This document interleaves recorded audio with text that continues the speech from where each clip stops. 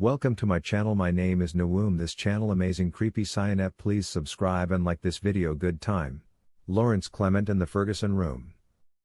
The following has been pieced together from primary and secondary sources found across Los Angeles County and elsewhere in California.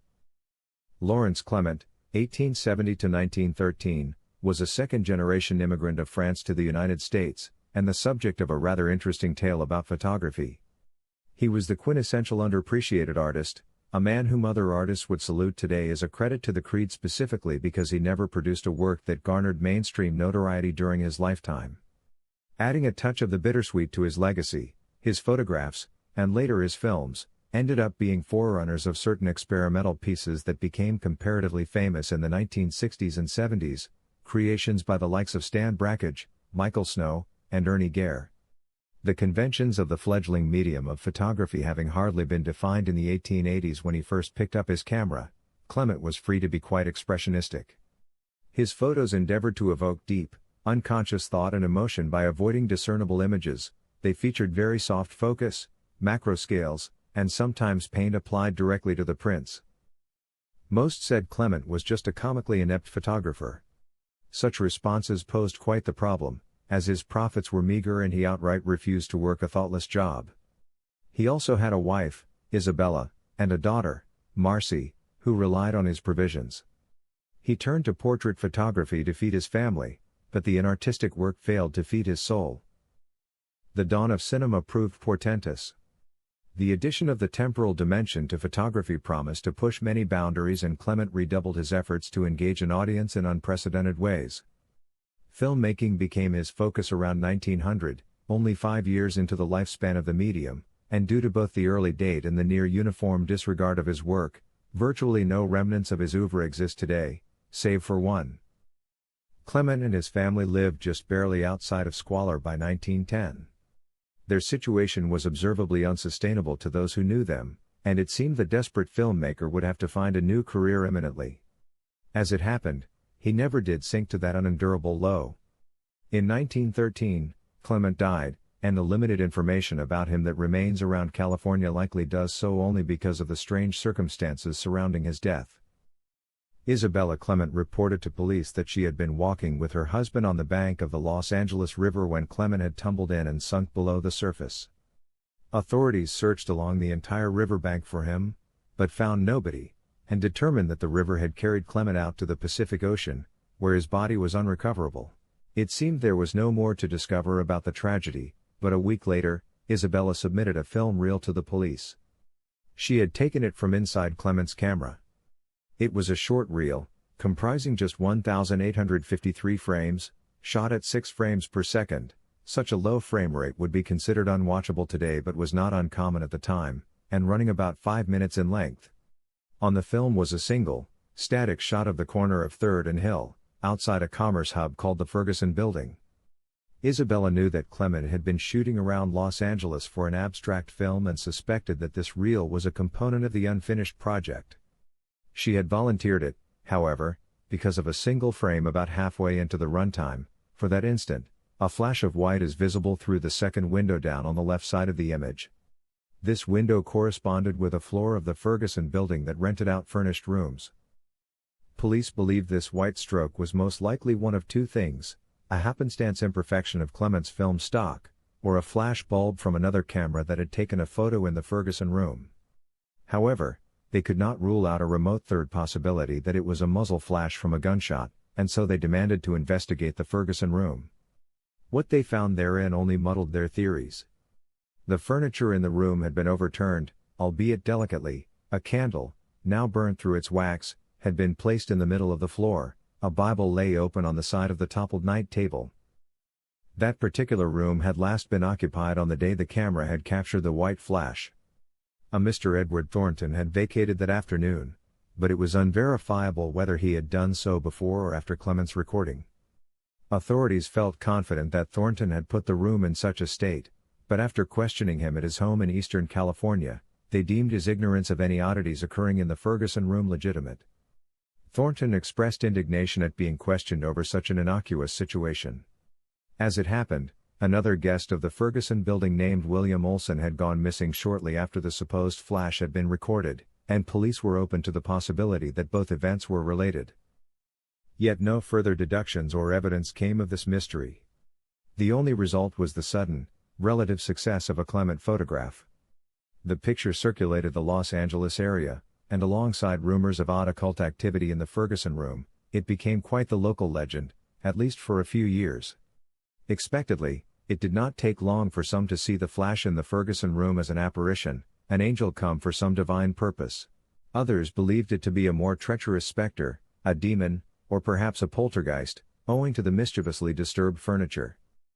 For many in 1913, this was the first photo of a ghost they had ever seen, and it fascinated them.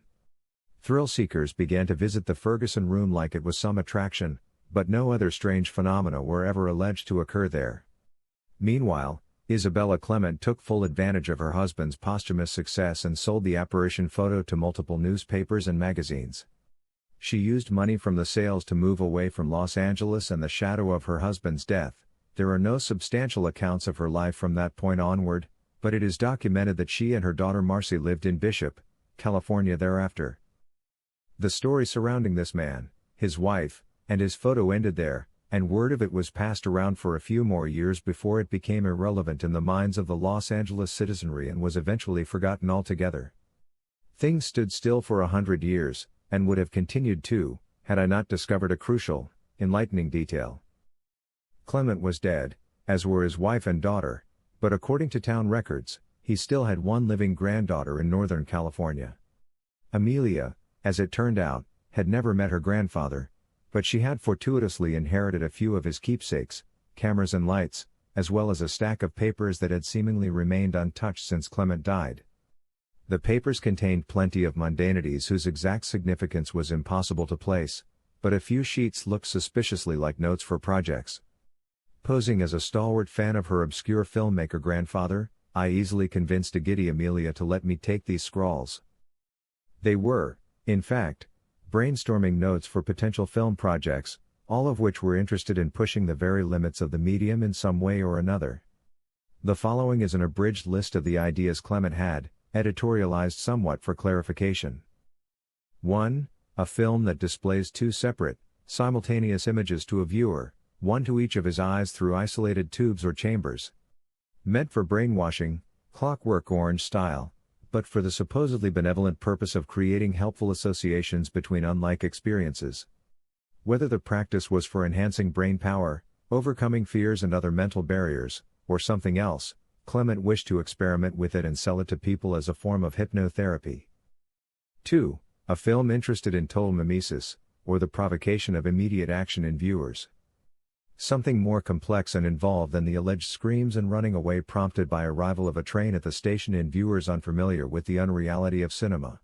Clement apparently had no specific ideas of what images would lead to such a response, but wanted to see if he could make an audience go and do something, uniformly, immediately after seeing a film. 3. A film that depicts a ghost, spirit, alien, or other unidentifiable figure. Would evoke interest mainly because the figure would be difficult to discern in the photo, blurred and distant. At the time of writing, Clement seemed mostly interested in the buzz such an image would generate. 4. A film that depicts a person's death, in the interest of capturing his soul on the film. This sounds absurd, but the medium had been around for no more than 17 or 18 years when Clement had the idea. Conceptions of death were less clinical than they are now, and based on his writing, Clement may have heard some early whispers of Russian/Soviet philosophy about the film camera being a more perfect human eye, capable of seeing things that humans cannot. He seemed to believe that if the moment of death was recorded, especially if the death was instant, there might be an impression of the soul on the film stock for that infinitesimal space between life and death. What do we notice about these ideas? A few things stand out. Obviously enough, the penultimate concept on the list uncannily reflects the actual outcome of Clement's famous still image, right down to the local excitement it produced. However, the final concept might align with the contents of the image too. I would also draw attention to the underlying focus on popularity and money. It appears to me that, at the time he composed this list, Clement wished to both satisfy his experimental urges and take care of his financial problems. Finally, the way I see it, all of these concepts are vapid at best and psychotic at worst. With them in mind, we do not have to look very far to draw conclusions about the truth of Clement's life and his death.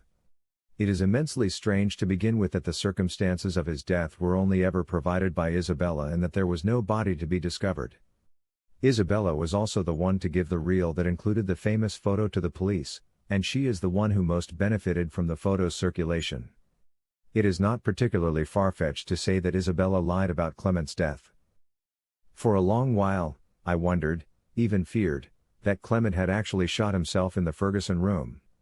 As a means of conducting his greatest experiment to capture the image of a fleeting soul on film, while also arranging the room just so and filming from a safe distance, laying the foundation of the story that would provide for his family, he had sacrificed his life in a final flourish. But somehow I knew Clement could not be so noble. I would confirm what I knew deep down to be the truth. On February 8, 1954, in Bishop, California, according to the well-kept files of a certain funeral home, a Frederick Killman was laid to rest. There was nothing out of the ordinary about the funeral service itself, but even after a search of town records that I feel sure was exhaustive, I could discover no information about the deceased from before 1914. I even searched neighboring towns for something, but there is no indication that the dead man had existed until 1914. Strange, but likely unrelated, until one looks at the preserved funeral guestbook. Among the signatures are "We will meet again, my love, Isabella, and love you forever, Marcy." And with that, I conclude. The psychopath Lawrence Clement orchestrated a plot to not only test one of his insane filmic hypotheses, but also cobble together the funds necessary to provide for his complicit family. All it took was sacrificing his former life, a small price to pay, seeing as it was so pitiful. He disappeared, his wife and daughter followed him shortly after with money in tow, and Clement simply had to lie low for the rest of his life. He probably quietly continued his experiments until his actual death. But another man sacrificed his life for the scheme too, for the crime of being in the wrong place at the wrong time. That was my great-great-grandfather, William Olson, who was evidently staying in a room nearby the Ferguson room, and was unwittingly seized by Clement and shot dead so that Clement and his wife could live comfortable lives into their 80s. Somehow, he did it without anyone catching him. That is what I believe. This injustice occurred more than 100 years ago, and nobody knows it. I certainly doubt the granddaughter, Amelia, is aware of what happened. If William Olson's soul was truly imprinted on the film that captured his death, then I will at the very least let this rudimentary, digital recreation serve as a memorial to him, for all of you. There is nothing more I can do, save hope God has been good to him.